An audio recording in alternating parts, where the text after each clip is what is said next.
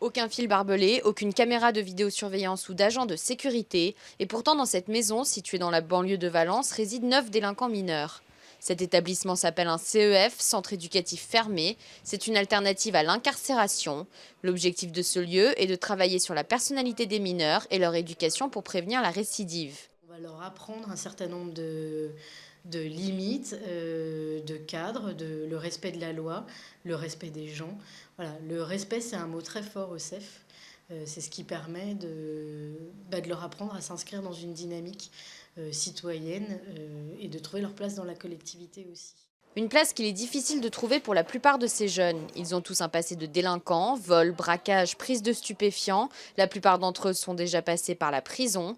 Le centre leur propose un suivi personnalisé avec des cours, des ateliers techniques, du sport et un suivi psychologique. Cet accompagnement individuel redonne de l'espoir à certains d'entre eux.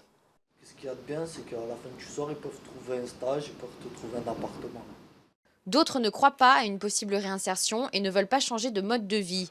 Moi, je suis né dans ça. Moi, je suis fait pour ça, je leur ai dit, tous les jours.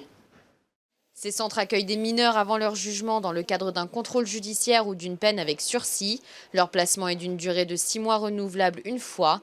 Victor est à son 6e mois dans le centre. Il débute tout juste son premier stage. Passionné de cuisine, il a choisi cette voie pour sa réinsertion. Franchement, c'est une chance parce qu'avec le nombre d'affaires que j'ai, je pourrais être en prison. C'est Jean-François Redon qui l'a pris en stage. Il a ouvert son restaurant il y a 3 ans maintenant.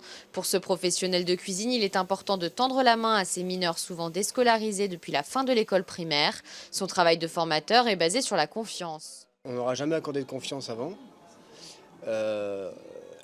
Et aujourd'hui, en fait, on leur dit, voilà, tu as droit à tout, mais ne dépasse pas les limites. Sur les 7 enfants que Jean-François a formés jusqu'à présent, 3 sont aujourd'hui en CAP de cuisine.